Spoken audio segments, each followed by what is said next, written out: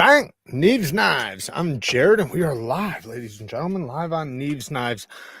How's everybody doing tonight? So we're going to talk a little bit on some knife talk, but I figured I'd write. Thank you, babe. I figured I'd write Q&A on the title, just because I figured we would just chit chat, talk about whatever. I do have some stories for story time, so we will be doing that at 9 o'clock. Oh man, I didn't grab a scent for scent of the day. Maybe I can go grab one real quick. But anyways, so me and Kara right now, we're going through our entire knife collection right now, trying to organize it. It got to the point to where it was almost depressing. And I mean before we started, because like there's so many fucking boxes. And now I probably just got demonetized. Has it been a minute yet? Anyways, doesn't matter. We have so many boxes on top of boxes, and you don't want to throw them away because, like, what if I give it away? What if I sell it? What if I? And it's like I wish I could just throw every single box away. Some people like talk about like getting the nice packaging in the boxes. When you have a channel, you hate it. I hate the packaging. The packaging is the worst part. If anything, just give me a pouch. Just give me a pouch. That's it. I can handle that. But even pouches, I have a bag like this big, just full of pouches. I got pouches for days. And so, anyways, the point is, all my cabinets, all these things right here are filled with knives and boxes, right? I have no room to put any more boxes. I got them stacked up over here. I got them stacked up down there. I got all my trays and all the tables filled with knives. I have no room to fit anything else, nothing. So it's getting to the point to where it's like, it's getting aggravating because it's like the Leaning Tower of Pisa. It's all things are falling and crashing. And so we bought all these bins, and we have this setup that we're thinking is going to work pretty good, where we have these bins where we can put knives on top of the bin because it has an extra tray. The knives open and they just have the box for that knife inside there. And then we have these little bins, like all stacked up in rows, where we can put specific knife companies. Like this is this is Civivi, this is Spyderco, this is blah, blah, blah, blah, all the way down the list. But I'm realizing like we bought 12 bins or 12 of those bins like this. And then, 3 or 4 big ones, and then I have like 5, 6, 7, 8, 10 cases filled. Some of them are like these, just like this, but then other ones are big Pelican cases. So it's like there's just so many, and I know some of you guys are like, oh, poor Jared, too many fucking knives. But it really does, man. It starts getting, because some of the knives I don't want, like I don't care about them. It's not that I don't like them or anything. It's just that I have too many, and these are knives that I have triples of, quadruples of, and I keep them for giveaways. That's what I keep them for. I keep them just to give them away. So I have to have them, because we always have giveaways, always. So, and by the way, giveaway Saturday, 250K giveaway on Saturday, and then the Patreon giveaway will go up on probably Friday. So that we can pull the people pretty quickly and get those shipped out at the same time. So 250K giveaway on Saturday. Don't miss that. That's going to be a good one. And then same thing for the Patreons. I don't know if you guys know, but I don't know if I said it in the video, but the new VOSTEED grind with the Scandi grind, it is available right now.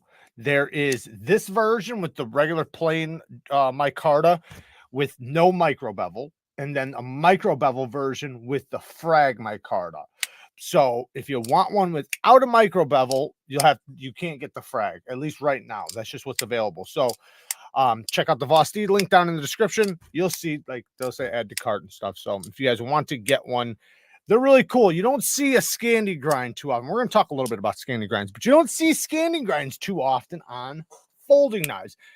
And I do wish it was a little bit bigger. And that was my recommendation when they did the knife, but it's still really good. It's still a good size. Like I can obviously get a full grip on it, and Scandi grinds take such, man, they're so sharp. They're so nasty sharp. But one thing that's awesome about them, guys, is your ability to maintain it and sharpen it, because the bevel's so easy to hit. So like if I lay the knife down right here, you can see I don't have the angle hit, but bam, there's the angle. It's that easy. Bam, there's the angle. I don't even have to look at it. Bam, there's the angle. You can feel it. So you just lay the spine down. Bam, there's the angle. Bam, there's the angle. So now I can easily strop it. So that's the beautiful thing about them, is just how easy they are to find and hold that angle, to resharpen it, to strop it, whatever. Now, when you resharpen it, yes, it's going to take you a little bit longer because the bevel's so big. But start with a coarse, you'll be fine. Just don't start with a 1,000 crit stone. You'll be all right. And they're so much easier to sharpen. Now, if you're going to put them in a fixed angle system, you know, they'll still be very easy. You're just going to have to match the angle, which I'm sure you guys know how to do. The Scandi is the only reason I ordered the new VOSTEED. Yeah, Scandi grinds are awesome, and they are incredibly sharp. They allow, and the reason why, if you guys don't know, the reason why they're so sharp is because a regular edge or a regular grind will have an edge bevel, right? Well, that bevel it's going to be a little bit thicker behind the apex because of that acute bevel. With a Scandi grind, it just goes right to the apex. So behind the apex is super thin. It's very, very thin. Even if they're thick behind the edge, it doesn't matter. It's very thin. So when you touch it and you feel it, they're just screaming sharp. It's the reason why Rocksteads are they're like the sharpest knives you can get out of the box production wise.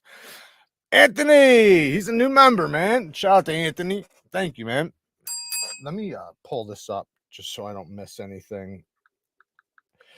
I got to get a new streaming service. This one sucks. I love StreamYard, but it doesn't allow me to see a lot of the member things for some reason. Come on.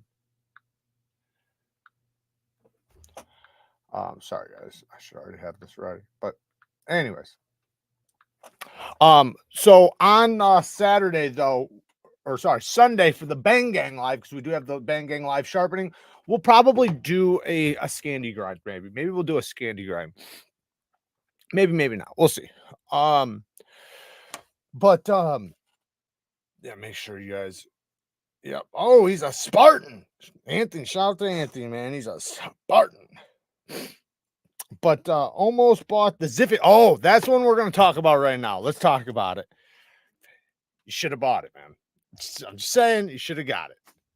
Kind of a fool for not getting it. I know some people, it might not be their style. Cool. But I'll tell you what, if you like the way it looks and it's your style, regardless, whichever model is best for you, because there's so many different versions, it is so well done. I was talking to Cue Ball. Me and Chris were talking a little while ago, and I was telling him it feels like there's something extra done to it. Like, obviously they've been doing button locks for a little while, right? And they've been doing it very well, even on their $40 knives, right? Like their $40 budget knives they're probably the best button locks are from Civivi or SENCUT, right? The best bang for your buck for button locks that are done extremely well. Now, since they've already perfected it on those knives, what do you think they're going to do on an expensive knife that, you know, granted, I know the system is still the same, but it feels like they did a little bit extra. I don't know if it's maybe the smoothness in the pivot. I don't know if it's just the way the lock face geometry is, because the lock face geometry is really good. No stick whatsoever, but it's rock solid. So, and the detent, perfect detent. Yeah, this is a good one. I rave about the WATAUGA. So if you guys don't know, the WATAUGA is a budget version of this, basically, which I personally love. It's one of my favorite budget knives, but this one as a premium knife, woo, is so good. Yeah, I'm happy I got this one. And the integral backspacer, I like it. I think it's cool. It's something different. Now, I will say I have something here. I'm not going to show you guys, but I got something here that I'm going to show you guys probably tomorrow, and it's pretty unique. It's something different. You guys are just going to have to wait to see.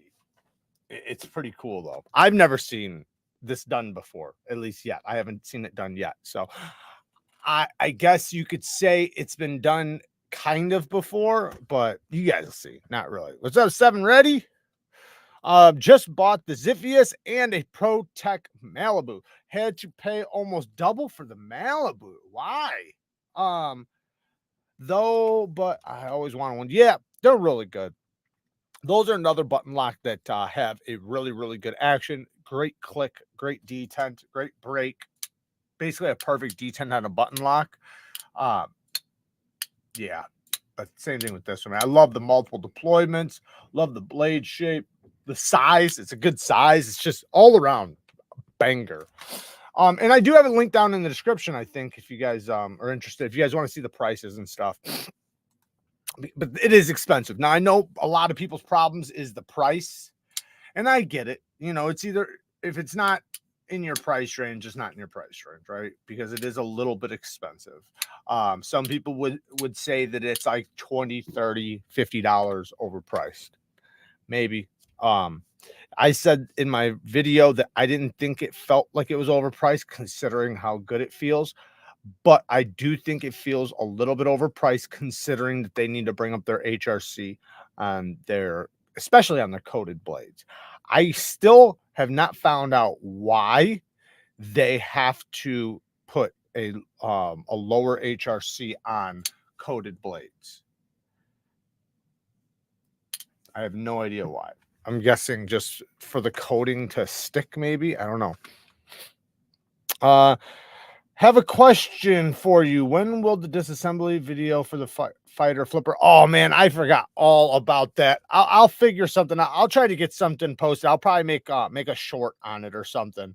I forgot all about that. You know what sucks about some Medfords though, and it could be in your case too, is a lot of them are red Loctited, like, or some sort of Loctite that's very difficult to take apart. But so just be warned, like you could possibly strip it out. I've dealt with a couple that were not easy to take apart. Their new stuff, their brand new stuff is different because it's using Torx, but the stuff with the proprietary hardware, especially if you don't have the exact bit for it. But yeah, I'll figure it out. Got the 15V Shaman order today, so the next week can't get here soon enough. Yeah, that's awesome. 15V is badass. Can a Scandi grind be achieved on a fixed angle system? Yes, you just, like, it depends on the knife, but you know, like you might want to take off the thumb studs or something. Like with this one, you'd want to remove the thumb studs.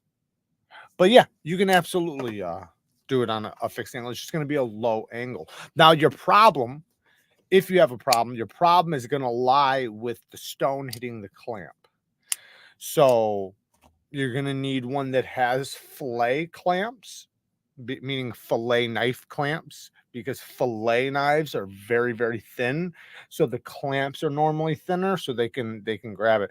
So some systems might not be able to do it. But like I said, though, it's very easy to do freehand. So this is one where you can do it with not much experience, because unlike edge bevels, like say this knife, right? This knife has an edge bevel. Unlike this, that little tiny edge bevel is difficult to feel.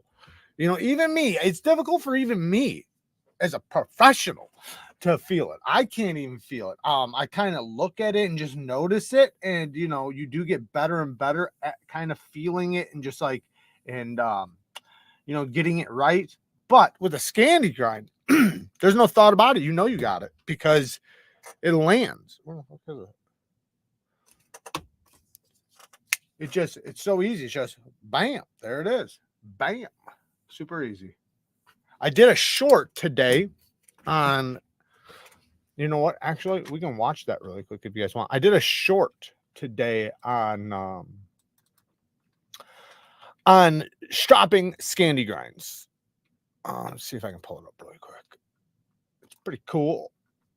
I'll just do it really quick. You guys don't. You guys can go watch it yourself afterwards if you guys want to watch it over and over. But let's present, share screen. This one. All right. Can you guys see it? You guys can see it.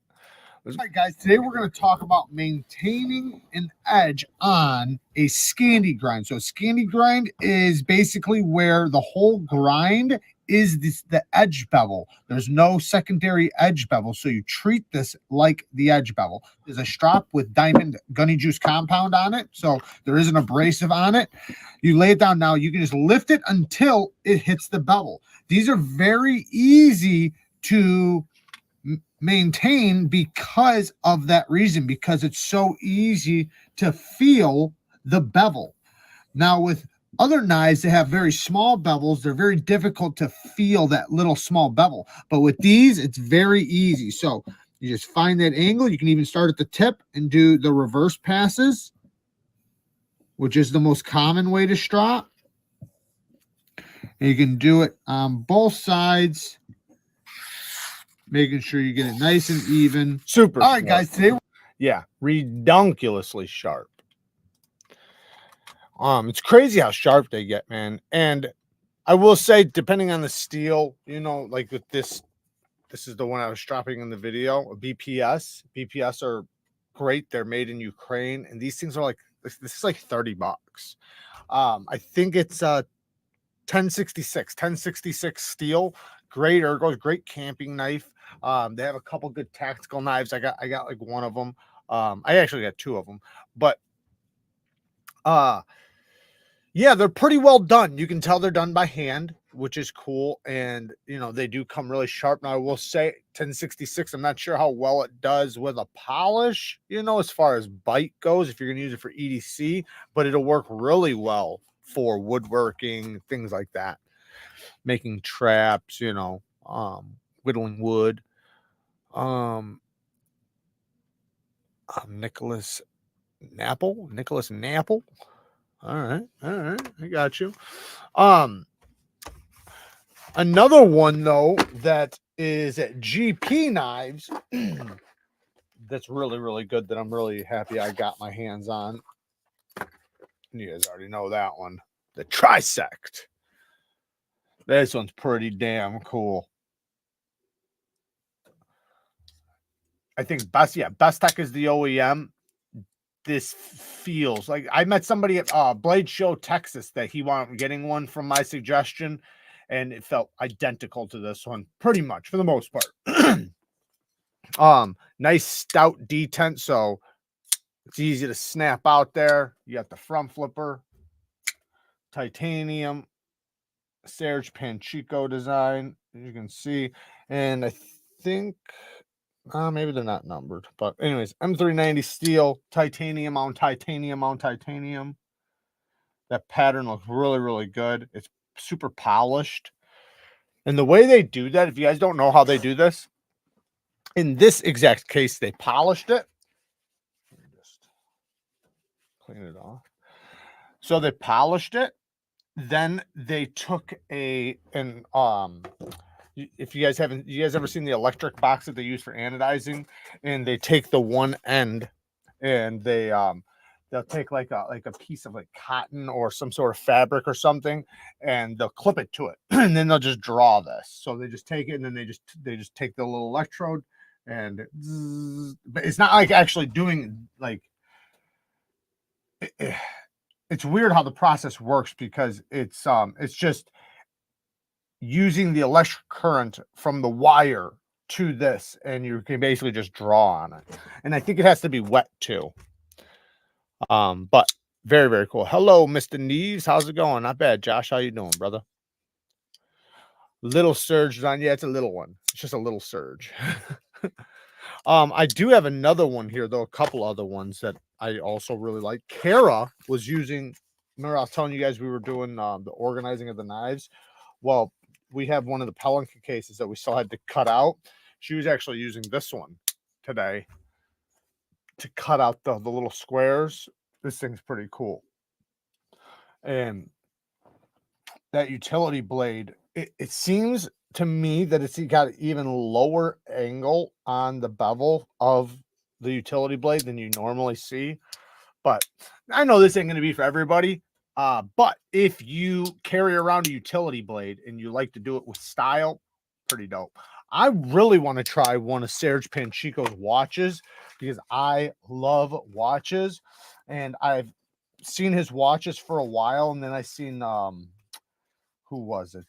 Jim Skelton and Metal Complex had him on, and I'm like, damn, man, I'm so jealous, so damn jealous. But one of these days I'll get to try it, hopefully. Because I'd like to. This other one, I know you guys keep asking me about it, the EDC. I don't think it's going to be back out until at the end of the year, I think he said, or something. This one, which it's damn good. I love it a lot, man. Look at that access to the lock bar. Look at that shit. Beautiful drop point blade. Fantastic ergos. Great detent in action. Ooh, nice stout detent. Love it. But they're not going to be out until probably the end of the year again.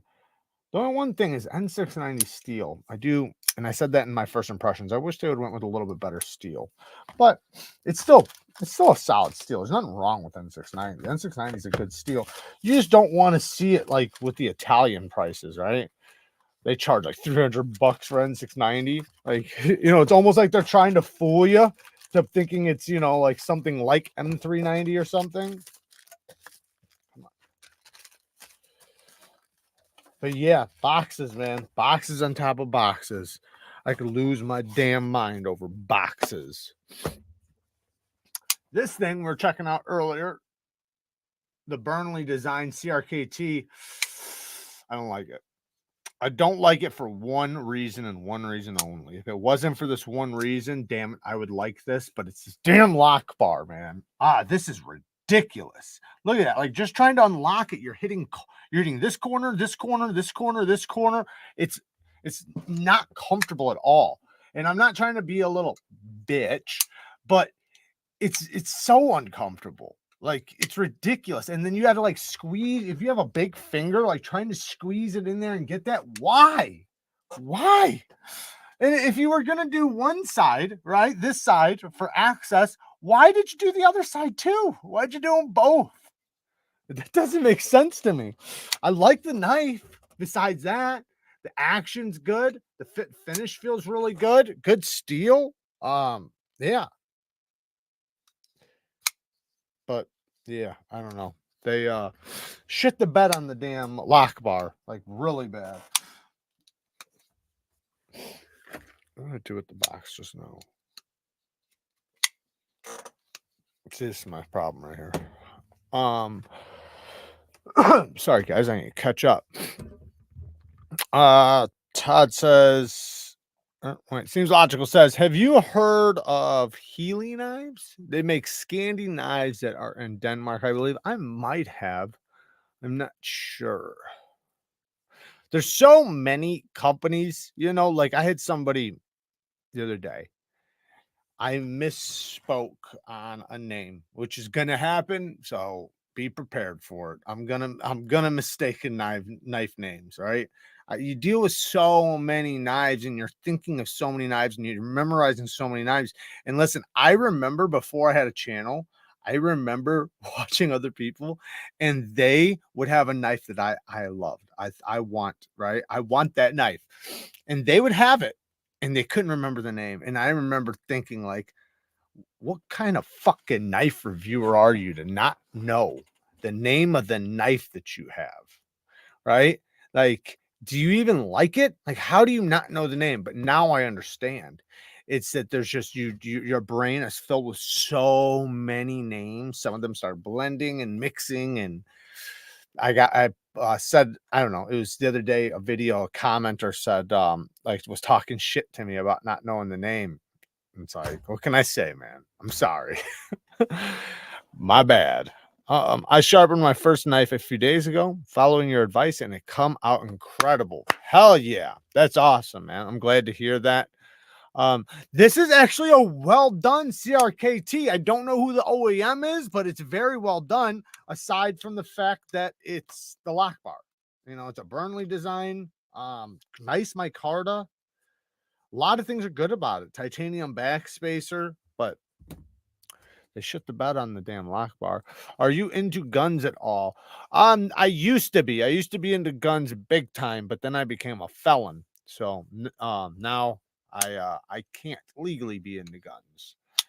But yes, I used to buy, sell, and trade guns my whole life. I grew up with guns. I grew up hunting. Grew up doing everything with guns. I was even carrying a gun at a very, very young age. Jared, I reprofiled my CRK in Cosi to 15 degrees. Put a beautiful wide mirror polished bevel on it. It cuts like a lightsaber. Now took me 3 hours. Yeah, that's one thing. The difference between 17 degrees and 15 degrees is massive. It doesn't, like, 20 to 17 doesn't feel nowhere near like from 17 to 15, especially if you're going from 20 to 15. It can take you a minute sometimes. That's a very low angle. So, and if the edge is thick, if it's a thick grind, like if it's 20, 30 thousandths behind the edge, I'm not gonna say 20. If it's 25 to 30 thousandths behind the edge, it's gonna take a long time. But once you got it set, now you can repeat it. And if you decide that it's too much, like maybe it's too fragile, maybe it's microchipping too much, you can raise it a lot easier than it would be to drop it, because there's less material you're going to have to remove to set the 15 to 17 than it is to go from 15 to 17, because it's thicker. What you're removing is a lot thicker. Have you checked out the Eric Garza? He makes custom fixed blades.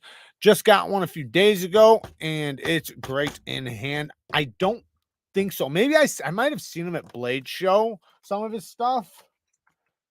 I'm gonna put customs knives. See that comes up. I'm gonna take a look at his Instagram really quick. Oh no, that's not him for sure. All right, Blade HQ has some. Nope, there. No, that's not a knife either. I'm not seeing anything for knives. Eric Custom, or maybe Knife Center has them. Nope. I don't know. I can't seem to find them for some reason. Maybe it's just me. 20 to 15 on the XM18. Yeah. Pack a lunch for damn sure. You don't even want to hear one even worse? Medford. Try doing one on a Medford, especially like, because he has some that have nice grinds, but on one of his thick boys. Yeah, pack a lunch. But yeah, there's a lot of knives that are super thick, hinder included, that pack a lunch. You're going to be there for a minute. And then when the steel's nice and hard, yeah, it might take you a little bit longer. However, the experience is so much better. The way the steel removes is so much cleaner. And then when you get to the burr removal is so awesome. When you get to softer steels and you lower back that angle, and then you have, your burr, it can be a little bit tricky. Sometimes burr will be left behind. It doesn't clean off very easily. Sometimes it just doesn't break off nice and clean. So it's nice when you can lower back the angle and it's a good hard steel. That's what my 50 grit KME Beast is for. Yeah, the Beast is a beast. I got one of those. Even though I rarely use it because it's a 4-inch. Hey, Zach Stuff. What's up, brother? 5 bones. How much for a crispy edge? Zach, just get a hold of me, man. I'll hook you up. My books are closed, by the way, but Zach can get a hold of me anytime, man. I'll hook you up. Dave Goodridge with the 10 bones. You ever EDC a fixed blade? If so, which one? Yeah, absolutely. I was fucking carrying that new Civivi in a video earlier. If you well, it wasn't earlier today. I filmed it a different day, but I carried that damn near all day the other day. That was the I've carried a bunch, so that was just the other day. That was the Civivi Concept 22. The video just dropped today. But I was carrying I like T-Kel knives. T-Kels have some really good self-defense knives that I like. They're kind of for like up close and personal kind of shit when shit hits the fan, and last ditch effort to get somebody off of you or something or whatever. Uh, or for many other reasons. I can go through many reasons why you might need a blade for self-defense or to cut something, but that's basically what he specializes in. But otherwise, other knives, like I like fixed blades, period. Kara has been going crazy over them lately. She's been really liking the neck knives because she doesn't have the thick belts like I have, and the big pockets like I have, so it's easy for her to just put a neck knife on, and I don't blame her. And you can kind of style it up, style it down. Mike Emler with the 2 bones giveaway tonight on my feed. Can't see milestones. You can't see milestones. Well, there you guys go. He's got and Mike Emler has been a member for 8 months. I do see the milestone now. He says giveaway on my it's on. I can't see it on here. I can only see it if I look over here. Yeah, fixed blades though, man. Fixed blades are dope. I like fixed blades, especially like obviously if you're gonna be doing any sort of camping, outdoor hiking, things like that, hunting, fishing. Fixed blades are the way to go. I have a fixed blade in right now. I don't want to say the word, but it reminds me of, I forget what it's called. The knife that samurais would use to it looks like one of those. It's pretty cool. It's pretty dope. I've EDC'd the sea snake many times. I used to use that for work a lot. I actually got it because I was looking for that exact style of knife for work when I was working at the distillery. Breeze, what's up, brother? I can tell you what he isn't giving away. Thank you for showing up, Breeze. Where am I at? What up, Bob Smith? I love me some fixed blades for hard work and for hiking. Yeah. No, it's always good to have. I think when we talk about, like the only knives you need, right? Like say if you were gonna say like how many knives do you need, right? How many knives does everybody need? Right? Like I like to say about 10. Like I think 10 knives is good, not including your kitchen knives. You can't, like, if you include your kitchen knives, it's a lot more. But if we're just talking about EDC knives and fixed blades, 10 knives, right? So you can have like your 4, 5, maybe 6 EDC knives, maybe a dress-up knife, maybe a work knife, maybe just a regular EDC knife, one to carry while you're sharpening the other one. You want to have a little bit of a rotation. Plus different blade shapes are good for different things. What's up, baby? Love you. But the fixed blades, you definitely need too for camping, hunting, whatever, right? So you have to put that on the list too and make sure. And also, like, you need different fixed blades, right? You need a chopper. You need one that's going to be good for chopping and hacking and breaking down stuff. But then you also need like a small camp knife, something that's going to be good for the smaller stuff like food prep and, things like that. How are you liking that new Hinder? Is the steel soft? Yes, the steel is soft, but I like the knife. It is soft though. Yeah.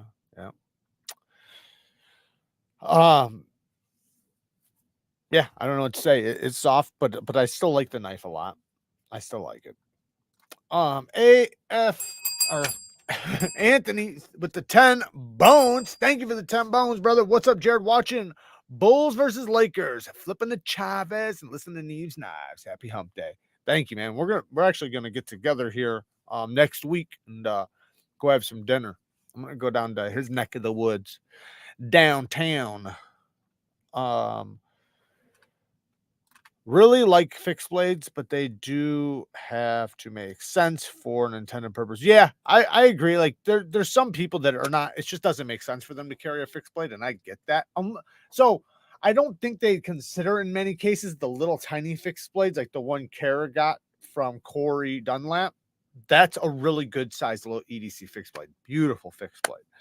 So I think there's some that are really good for just every purpose, but a lot of people don't, they're not going to carry a knife on their belt, right? They're just not.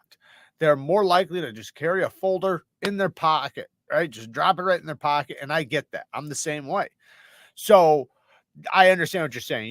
You kind of have to have a purpose, right? Like even with me, like I'm usually not walk around with a fixed blade. Sometimes I am, right? But usually if I am, it's for a different purpose. Like it's more of a concealed thing. But my folder in many cases can do that same job. So I really don't need to. But if I'm going camping or hunting or something, I damn sure have a knife, that's going to be good for the job. Been looking forward to the Lion Steel Willie fixed blade. Very cool. Very cool. What about the QSP Penguin and D2 for EDC? Yeah, I mean, I got tons of videos on that one. I personally like the large one the best. So they have the the small one, the regular one, and then the XL one. The XL one is my favorite. I like the titanium frame lock version, but yeah, the budget one in D2 is great too. It's a solid knife. Now, I will say the original one comes with Teflon and phosphor bronze washers. If you want to feel some really good action, try the one on bearings. Really good. The minis are on bearings too. I carry my fixed EDC in a pocket sheath. I don't carry knives on my belt due to my tactical tummy. There you go. Yeah, I understand, like, and I like that too. So one thing that I really like is the Alti clip or something similar to the Alti clip. I also like the new sheaths that the T-Kel has, where you can drop it right down in the inside of your pants and then it'll loop around and hook onto your belt. Or you can tuck it with the Alti clip or put it in your pocket with the Alti clip. So there's so much versatility with a small EDC fixed blade when you have those clips or those type of sheath clips. Do you think Civivi has been dropping the ball on new folder designs? No, I don't think so. I got one right now that I think is really cool. Now, it's not going to be for everybody. I got the video going up tomorrow, or actually, no, that's a SENCUT. But where's my pouch? I got a bunch right here. So I think that they put out a lot of knives, guys. A lot of knives. Like this one. This is a damn good knife. I think it's the Banneray. I think it's the Banneray. Don't quote me if I'm wrong. I'm sorry. I love the blade shape. Look at that blade. What a beautiful blade. Spear point blade. Beautiful swedge. Very neutral ergos, exactly what I like. In every grip you can use it. Great pinch grip knife. Action is really good. Minimal flipper tab. Super snappy. Comes in different versions. I think this one's Nitro V. Yeah, Nitro V. Love Nitro V. So that's a killer one. Let's check out another one. I got the Asticus. If you don't have enough asses to kiss already, you can get the ass to kiss. This is the mini Asticus too. Solid knife. I think they did a really good job on this. The one failure is the lock bar access. Damn it, Civivi. Give me lock bar access. It's not hard. But the blade shape, the grind, yeah, super solid. That's a wee knife. What do we have over here? Oh, well, this is an older one, but the riffle, who doesn't like the riffle? Fantastic knife. Man, this one is still super solid. This thing's been through a lot. It's been sharpened multiple times. He's got lots of scratches. Now, this one is a SENCUT, but it's still really good. Straight clip point blade. Fantastic. Look at this action. Great fuller for the reverse flick. Pretty comfortable in the hand. It feels almost somewhat like a bigger blade than the handle, but nice little knife. I can't remember the name of this one, but like I was saying before. Oh, this one's really cool too. But these are the stainless steel frame lock ones that they have. Man, this is such a good. This is a great design. Like, if you love how well a knife works as an EDC knife, then this is something that you could enjoy, just because the blade shape, the ergos, the sharpening choil, plunge grind, pinch grip. Like, you know, it's just a detailing knife. It's something you can easily get out, open up your package. If you wanted to break down some cardboard, you could. If you needed to cut straps, whatever you want to do, it's just going to be a super slim, easy to carry knife. I personally like that stuff. I know some people want a little bit more, they want stuff to be a little bit more extravagant, but I like it. Now here's the Sakshi. Here's the button lock Sakshi. They killed it with this thing. All their button locks, man. I think the WATAUGA I'd pick a little bit more than this because it has the Warncliffe blade like this. So it's basically this knife with this blade. But yeah, solid detents. And I love the blade shape on this. Nice drop point blade. This is going to be a super useful knife. So that's what they specialize in, though, is useful knives. Why do I say that? Because if you look at all their knives, yes, they're very simple. In many cases, they're not stepping out of the box. They have the new Gavco design that you guys seen on the channel earlier today. But most of their knives are going to be very simple knives. And the reason why is because most of the people that are buying those knives are buying them to use them, right? They're not buying them to put on a shelf and you know, collect like Pokemon cards, right? They're buying them to be a good EDC knife. And so, and that's one thing that they do a killer job with is just good EDC knives. Bought the Dylan Blue. Hell yeah. Very cool. Wifey loves it, and it lasts all day. Hell yes, it does. That's what they call what do they call it? I can't think of the name of it, but damn it, there's a word for it. But yes, that is a banger. That scent is a scent that you can spray just a couple sprays, you're good to go. It's going to last all day. It's going to project. Everybody's going to smell you in a good way, and it's a damn good fragrance. And yes, the ladies love it. I'm not surprised that your woman loves it. It's a damn good one, right? And it's still got a masculine, it's still super masculine, but it has like a sweetness to it, right? It has like a top sweet note. I like to call it a black cherry note, but I don't know what it is. But that's what it reminds me of. But then it's got the ambroxan, a tiny bit of like spice that's well mixed. Yeah, very, very good. If you guys don't know what we're talking about men's fragrances right now. Versace Dylan Blue. What a great fragrance.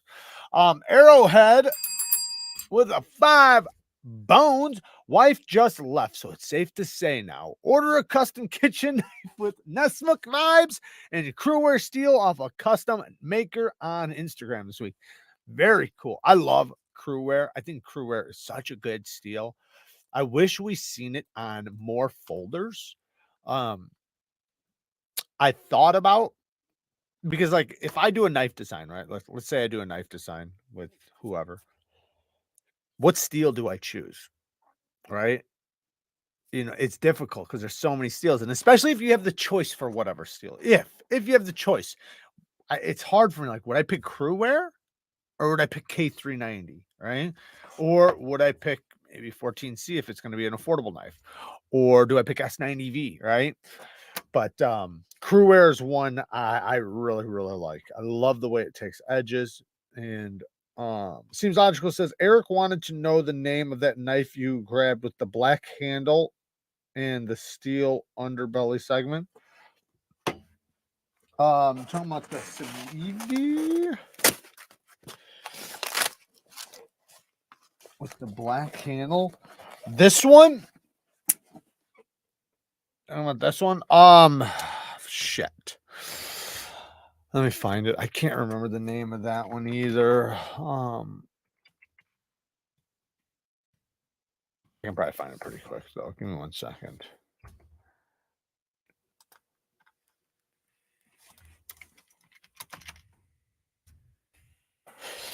I know I'll find it quick. Give me 1 second. I'll tell you guys the name of it. It's a good one. And you guys can find it using my link down in the description for Blade HQ. It's probably at GP Knives as well. Come on, where the hell are you? What the hell? There's so many of them, man. They have so many models. Here's the Voltec. The Voltec is similar, but it's got a spear point blade. It's really cool though. But this one is, if this is the one you're even talking about, I didn't even wait to see. But I can't find the damn thing now. What the hell? What the hell, Bobby? I can't find the damn thing. It came out at the same time when the Voltec came out. Savant, Civivi Savant. Thank you, Chris. You're the shit, man. Thank you. Custom EDC knives with the 10 bones. Hey, everyone. How's it going? I'm looking at designing and making an EDC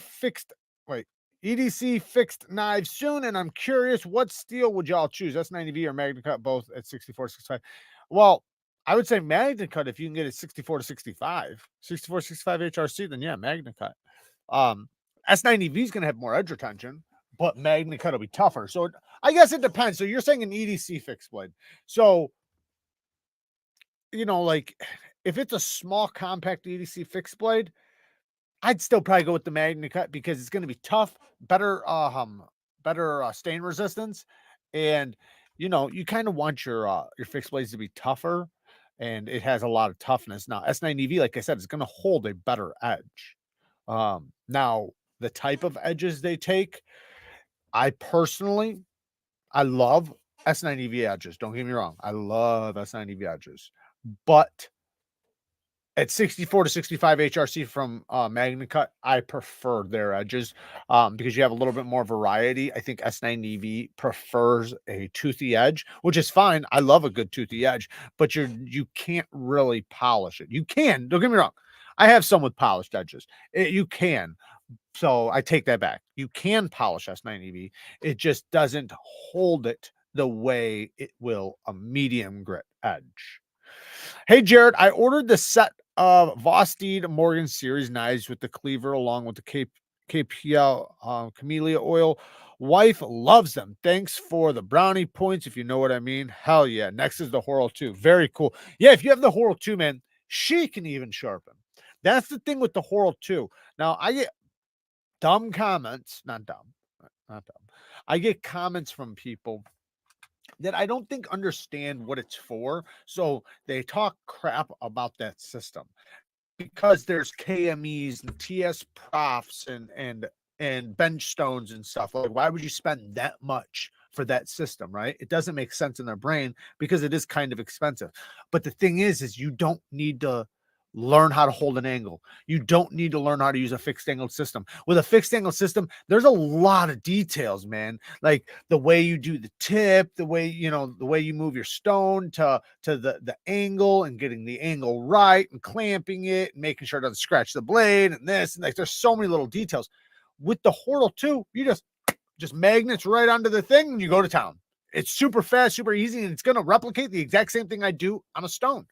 So you're basically going to get a professional freehand edge without even being a professional freehander. Like, it just makes sense, man. Anybody can use it. Grandpa can use it. Grandma can use it. Your mom can use it. You can use it. Anybody can use it. And if you do the 20-degree angle, you'll sharpen up one of your fixed blades, one of your kitchen knives in probably less than 5 minutes, as long as it doesn't have damage. If it has damage, put on another 5 minutes, maybe 10 minutes, if it's a lot of damage. But if it's, still decent and you just want to make it incredibly sharp, hair whittling sharp, it'll take you 5 minutes. Not even. Hope y'all are heading to Texas next year, as I plan on attending and meeting y'all. So far, we're definitely planning on that. MagnaCut, but I'm not the guy to ask. Well, I think, like I said, I think MagnaCut, it just boils down to the heat treat. Just like with any steel, man, any steel is going to be that way. It doesn't matter what steel we're talking about, even, I mean, there's some steels that have a little bit more leeway, like say 14C28N, it's pretty okay at 57, and it's also good at 60, but a lot of steels, man, you couldn't do them at 57. Like, they're just not going to do good. They're going to be bad.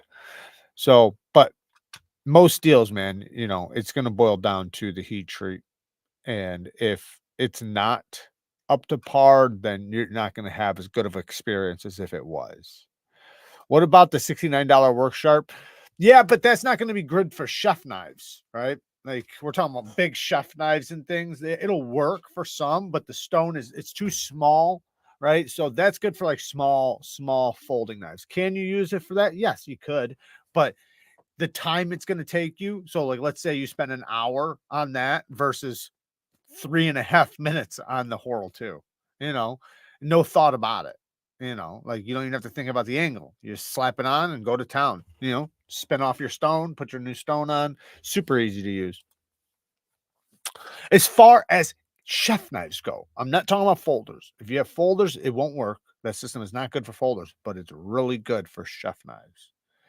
Any chance we could get a coyote slash kitten story tonight? It's a repeat, but good. Also, the one when you hide under the floor of a house from the cops. I got some stories already planned out, but if you remind me, maybe I'll touch a little bit on some of those stories too. But but yeah, I got one story written down that we're going to talk about tonight. But yeah, I'll touch on that. Just remind me. Do you believe 14C28M would be the new standard budget steel for budget knives nowadays? I do. I think that there's three. So I think there's three. I think there's 14C, Nitro V, and 154CM. I think those three steels are the best. That's the best budget steels because S35 VM, while it's creeping down into the budget territory, it still wouldn't be considered a budget steel. Do you know what I mean? Like, you're at least not for a long time. You're not going to see S35 that's done well on a $20, $30 knife, you know, $40, $50 knife, even, you know, maybe $70, $80. But most companies are going to be way more than that. So, and S35 kind of deserves it. It's a good steel. Now, it's not my favorite steel by no means. I personally like S30V better than S35, but it's still a really good steel. And I think that 154CM and S35, they're close in edge retention. They're not far away from each other. Um, but the price is a little bit better and it's easier to sharpen. So, you know, there's it's just a super solid steel. Like, you're getting good edge retention out of it. It's easy to sharpen. It takes a really good edge, and then you have very close to 154CM Nitro V and 14C. They're going to be very similar, like neck and neck. So while you get a little bit more edge retention out of the 154CM, at least from my testing experience, a slight more on 154CM, the Nitro V and 14C takes a better edge. So the type of edges it takes really, really good low angle edges. And the way the edges come out is better in my experience.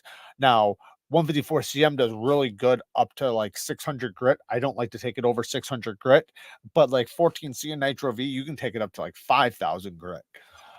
I know compared to the super steels, they may not compare, but even my Spyderco S30V and S45 are still great steels. Yeah, that's what I said. I love S30V.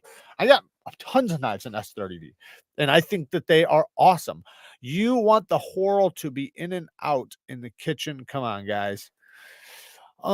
Any chance? Oh, yeah, I already read that one.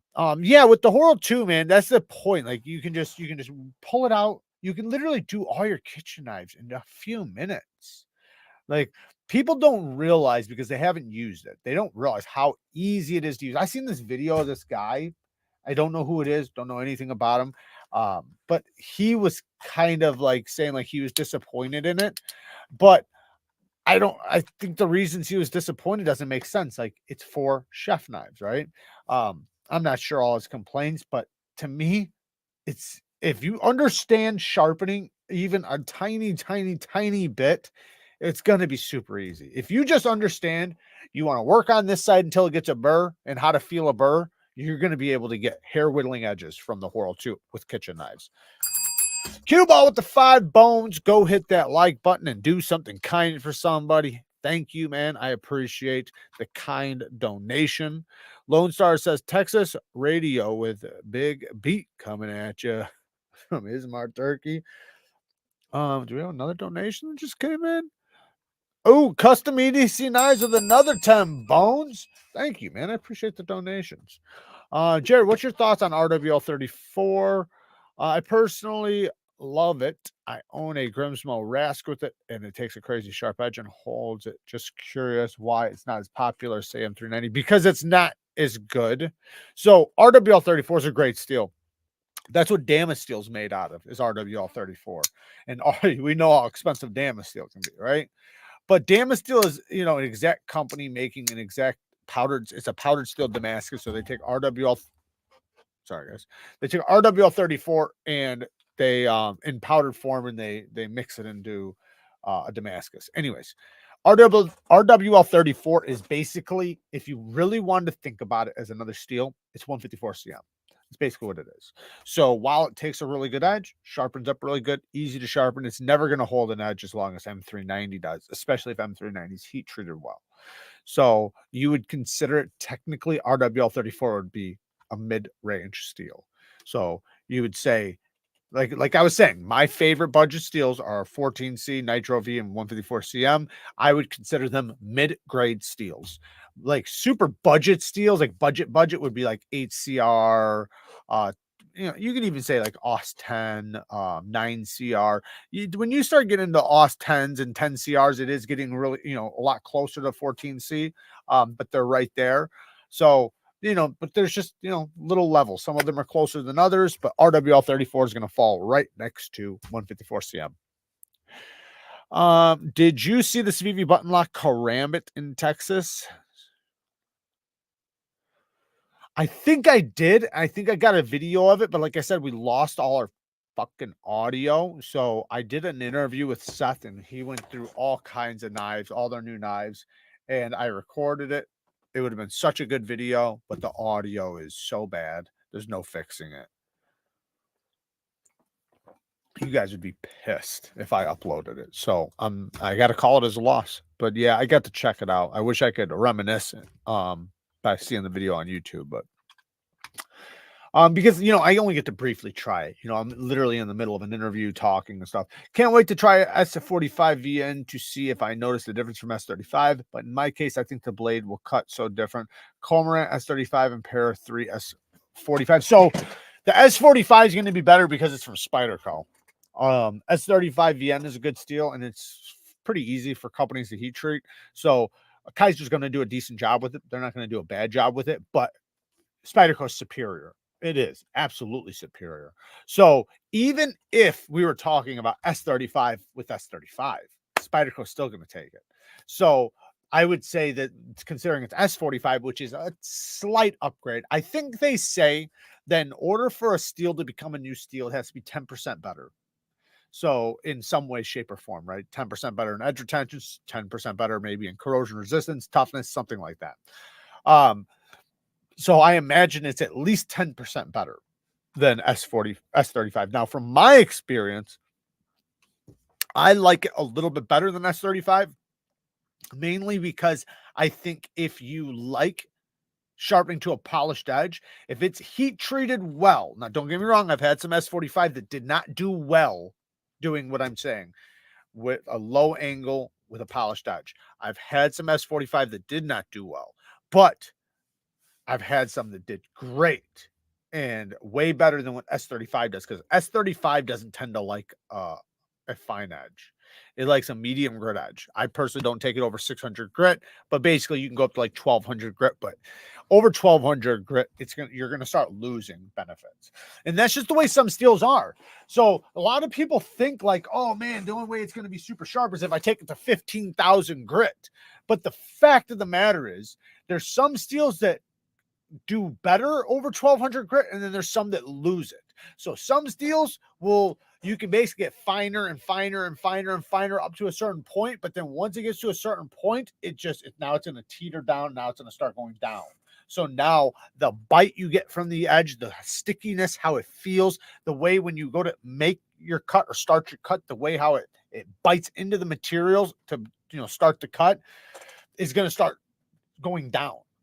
Now, there's some steels that get stickier and stickier and stickier and do really well, and they increase. Now, it's not that they're getting sharper, they're getting finer. So basically, instead of the teeth being like this, they're becoming like this. They're closer together and finer teeth.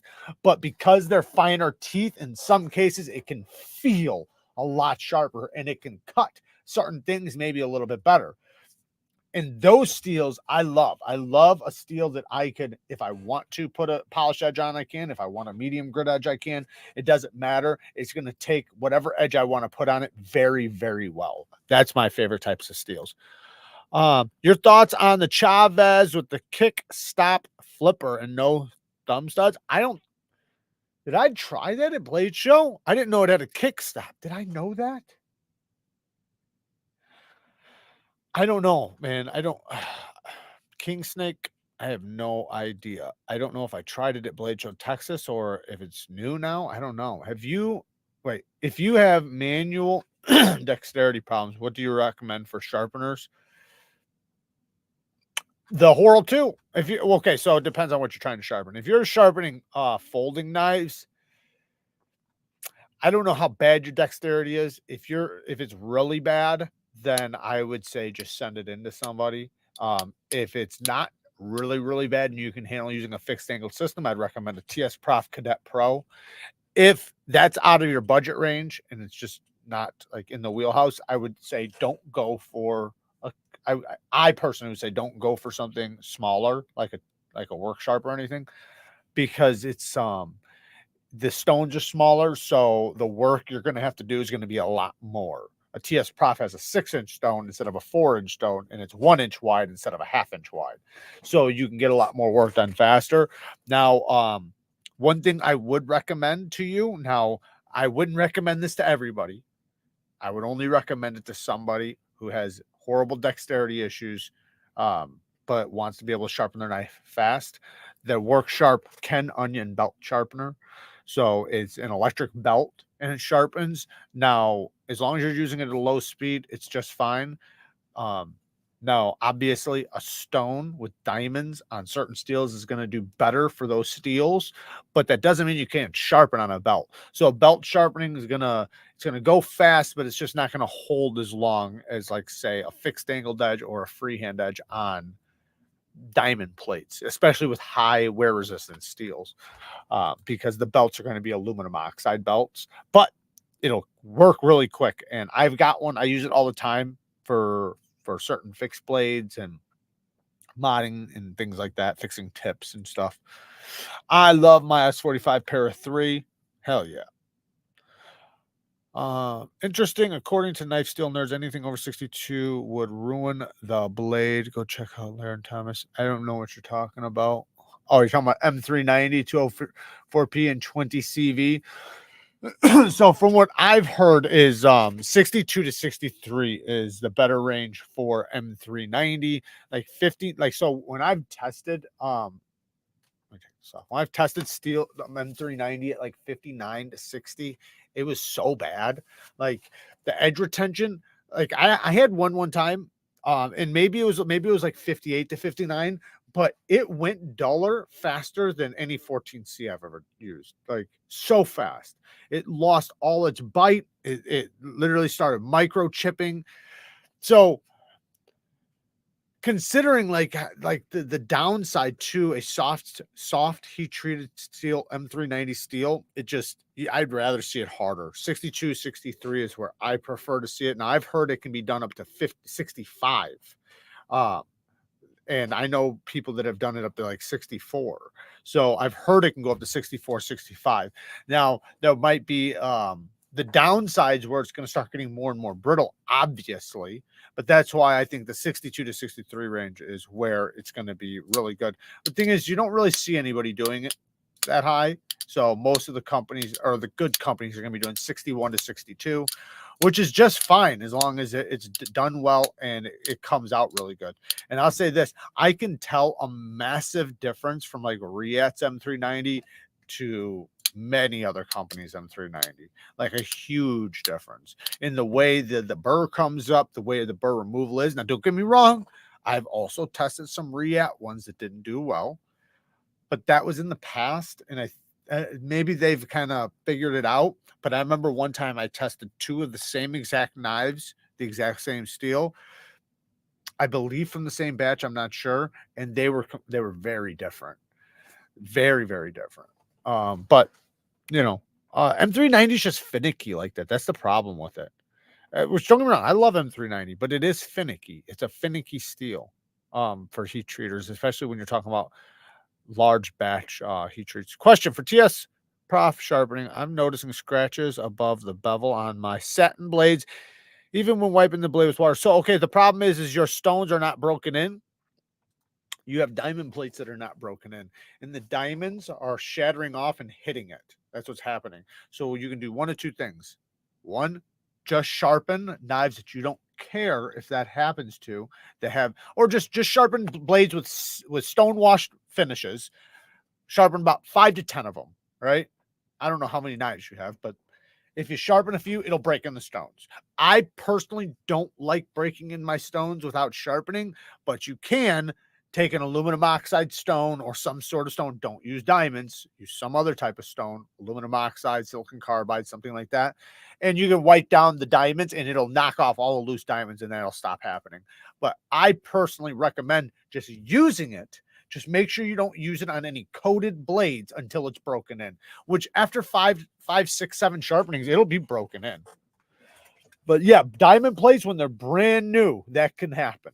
It's the new diamond plates. The diamonds are shattering off of the surface because they're like loose diamonds on the surface.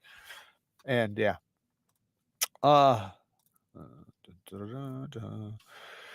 I've barely sharpened my knives, especially the higher end ones. Once I get into it, I'll be grinding Jared's old videos for sure. Hell yeah. Yeah, I got tons of knives I haven't sharpened either. I got a lot of knives. I've never sharpened, and it'll probably be a very long time before I do because I don't use them to the, but don't get me wrong, I also got a ton that I have.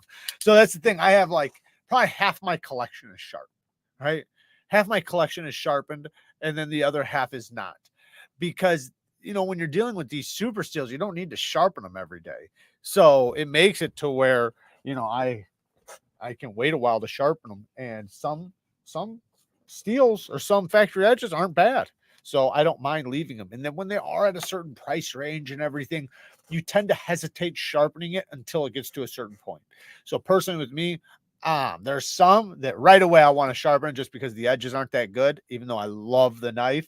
But then there's some that it's like, I'm going to use this until it starts going dull, and then I'm going to sharpen it. Just because you want to get the most out of it. 100% agree. Yeah, I tested it about 63.4 and it performed great. But that was a custom heat treat from a known metallurgist. Yeah, and that's it is difficult to compare that because it's a custom heat treater, right? Of course they're going to be superior. Because they're doing it in small batches. So for those of you that don't understand, the difference is going to be the amount of knives that are being heat treated at once. So inside of one oven. So when you have production companies, they can't afford to not do as many blades as possible in one time. They try to get them as good as they can, but when you're doing one blade at a time, or say 3 to 5 blades at a time, something, really, you can do them really fast, but you can get the temperature perfectly in each one and make sure that it's on point, right? Because it's not 100 of them. You have to make sure are perfect. What about Spyderco K390? My favorite steel. I love K390. It's an amazing steel. I've spoke about it quite a bit. It's, in my opinion, one of the best steels you can get on a knife, especially if it's heat treated well, like Spyderco. Spyderco does a really good job with it. Sharpens up super well. The way the burr comes off on Spyderco's K390 is, it's so good. It spoils you for other steels because when you sharpen K390 and you see how the type of edge it takes and how well it holds and everything, it starts making you not really give a fuck about any other steel. You're like, I'd just rather have this. However, it's not the most corrosion resistant. So that's the downside, is that it will patina and it will rust. You guys remember the tiny little frame lock with the glowing inserts? Now that's Primo M390, boys. I actually seen that knife earlier today. Yeah, K390 is awesome, man. It's great. It's an amazing steel. Hey, everybody. I got a job offer at an interview today. Good for you, man. That means I can buy more knives. Woohoo! Hell yeah. Good for you, man. Congrats. Damn it. It takes that long to break in. I would say 5 sharpenings, you should have it broken in. Now, you can do it in 1 sharpening. You can do it you can do it in 1 to 2 sharpenings. Just work on it. So, the longer you sharpen for, the more it's going to break in. You know, so if you maybe put a little bit extra into it, remove a little bit more steel on, or do a knife that's a little bit thick behind the edge. It'll break in 1 sharpening. Just don't jump through your stones. Use your first stone, the most aggressive stone, until it's finished, until you have a burr on both sides with a good angle, with a good scratch pattern. Then move to your next stone. You can break them in 1 to 2 sharpenings, but you have to sharpen to do it. That's the thing. Or break it in, you can just break it in yourself with aluminum oxide. I just don't like to do that because it takes life away from the stone.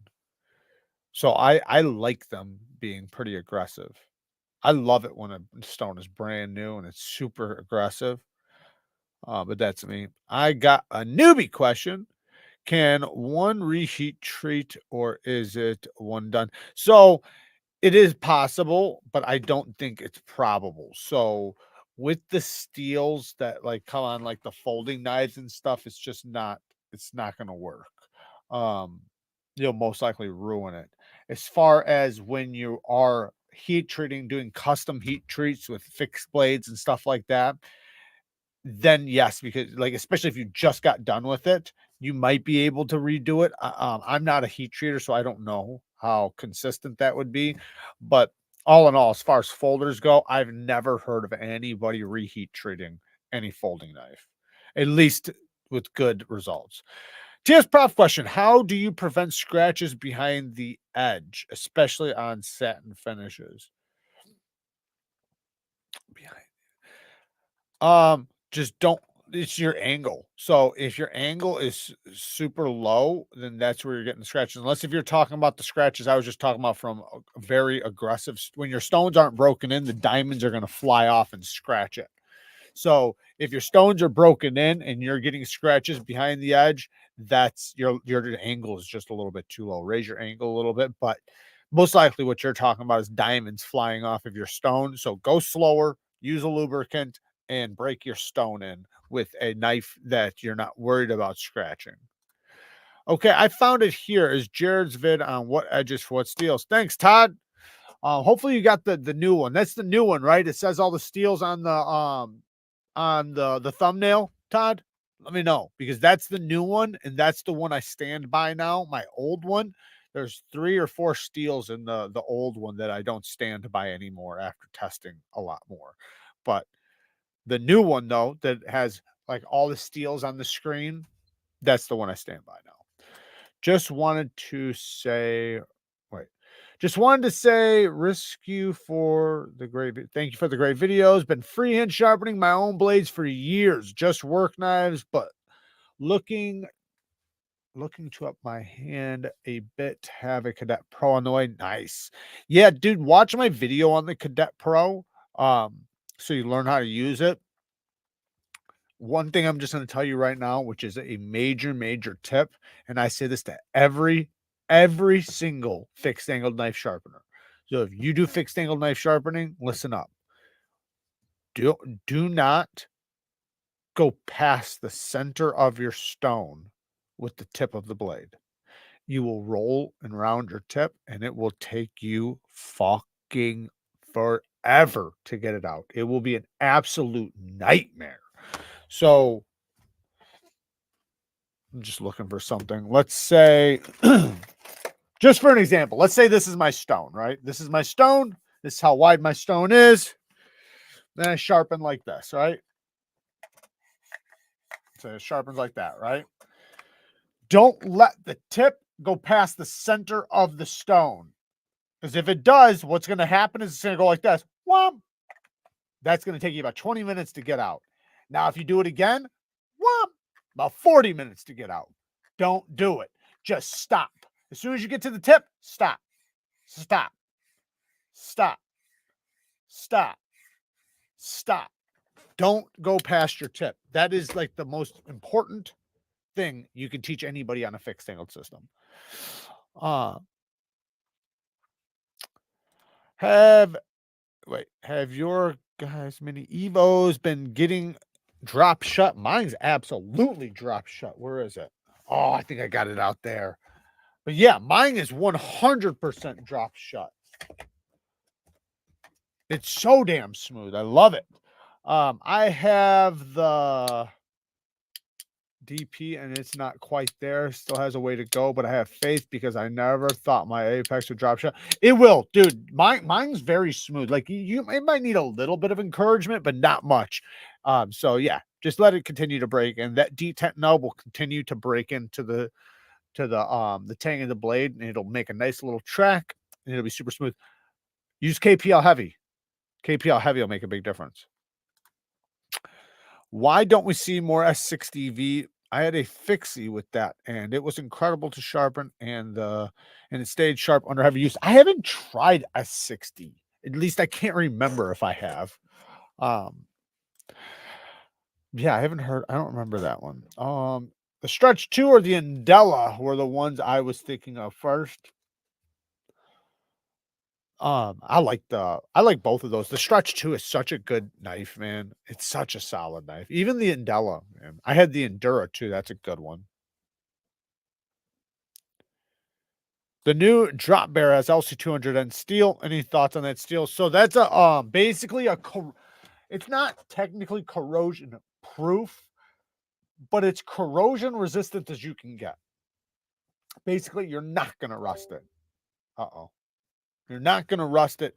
So I don't know what's going on over here, guys. Sorry. You're not gonna rust it. It holds a decent edge. It's easy to sharpen. It is more of a mid-grade steel, so it's not a super steel. So it's a mid-grade steel that has insane corrosion resistance. That's basically what it is. So don't expect it to hold an edge for super long, but considering its corrosion resistance, it's really good. Like really, really good, because it still holds a good edge. It holds a good edge, takes a good edge, and it doesn't, and you don't have to worry about, like, say if you cut up foods and meat and things like that, you don't have to worry about it rusting. I use leaf spring. It makes a good edge tool. I want to make a cleaver out of one soon. I'm working on an EDC cleaver from a file. Very cool. Very cool. Yeah, choppers. Leaf springs make great choppers, but I don't think the leaf springs are hardened much. You know, you're probably gonna have to harden them. You're probably gonna have to re-harden them for sure. They're probably soft because they're made for, you know, bending and pressure, and so you're gonna want to harden them most likely. Or for sure, I should say. Keep stone flat and shorter strokes for tip. This is how I am doing it on the KME. So you got more control with the same with the heel also. Yeah, definitely keep the stone flat 100%. You can do short strokes. So I use short strokes, but then I also, let me show you guys. So I use short strokes. So like when I get to the tip, say when I get to the tip right here, I'll go like this, but then I blend. So never work on, like, even if I do the heel, right? When I do the heel, when I do the heel of the blade back here, if I work on it right there, now I have to blend it in. Otherwise, what will happen is you'll have a spot there that is lost more steel than the rest of the edge. So if you, whatever spot you work on, blend it in. But yeah, keep your stones nice and flat. And yeah. But yeah, I am personally very, very picky about my scratch pattern, like super duper picky. So I look for, I'm almost a perfectionist with it. Now, because I've lost my mind in the past, I've tried not to be too crazy with it. But because there's times where it can actually backfire on you for being too much of a perfectionist, because you'll try to get this perfect scratch pattern on something that's going to require a couple sharpenings to get, and you trying to get it all in one sharpening is just gonna, you're just losing so much more steel than you need to. Very cool, YD. Yeah, the drop bear is awesome, man. That's one of the best knives of the year for sure. And it looks, It isn't even scratch. When the edge isn't even the scratch pattern. Jared, you can't show that knife to me. I'm sorry, bud. I'm sorry, man. I'm sorry. I know how it feels. Trust me, I know how it feels. I keep a level on my bench. There you go. I keep the little digital angle finders. That's what I use. Digi angle finders. It works really good. I wish I knew how to sharpen when I had S60V. I knew nothing about knives when using it, but I had it for over 20 years, and that Kershaw boa and the edge lasted a long, long time. I've never had it. Would you recommend paddle strops or individual strops for fixed angled sharpeners, such as a 1x6? So I would, if you're using a fixed angled system, I would recommend getting the strop that fits whatever system you're using. If it's a KME, it's going to be a 1x4. If it's a TS Prof, it's going to be a 1x6. But I would also recommend getting a paddle strop. Have both. The reason why is because fresh off the stone, or sorry, when you're on the sharpening system, when you're done, you don't have to worry about rolling your apex by not holding the exact same angle. So you can make sure you clean it up. It'll come out really nice. But this is going to be for maintenance. So say you've been using your knife for a few days, right? You're going to want to be able to strop your knife. So you need one of these. You don't want to have to throw it on the system. Now, don't get me wrong. You can use those little ones and strap on it. I do it all the time. But these are just so much better. I say have multiple strops. Like I have like 10, 15, maybe more. I don't know. But I got a bunch of them. I say just, every month, every couple months, buy a new strap, you know. And then you can work on new. Thank you, Todd. Yes, I do have a store down in the description, and also Todd just linked it, which has all kinds of sharpening supplies and stuff that I recommend, and other stuff too. Tons of stuff I recommend. Yeah, that's true. Original Goat does transform your knife into a real knife. That's true, especially if it came with FRN scales. That's so true. Okay, it's 8:52. Let me grab a scent. Shit.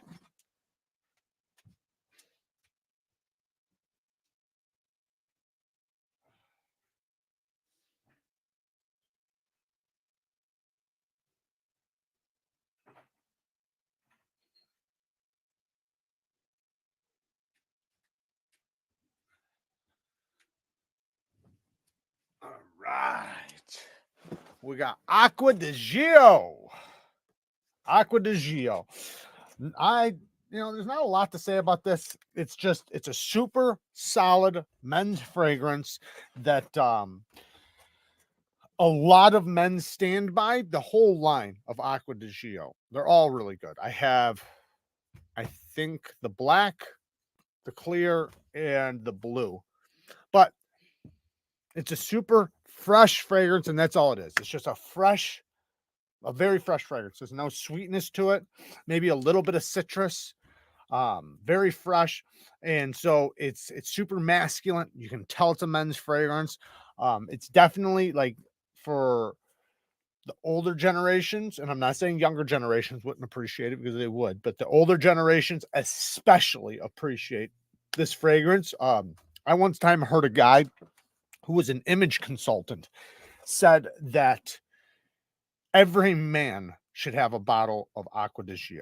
Now, whether it's the black one or this one, doesn't matter. The black one the difference is going to be it has a little bit of spice on top. It kind of has a little bit of a big red smell, the gum Big Red on top.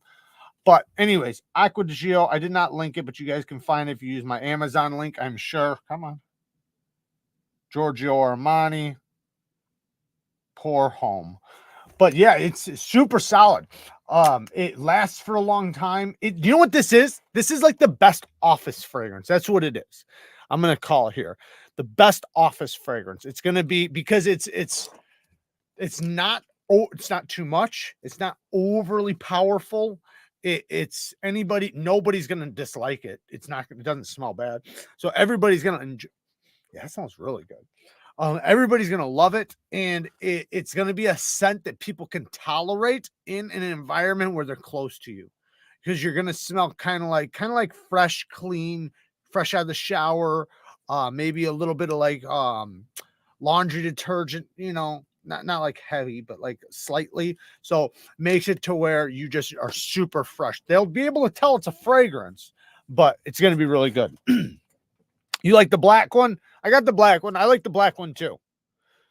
Do you like Polo Blue EDP? I haven't tried it. I don't think I've tried it.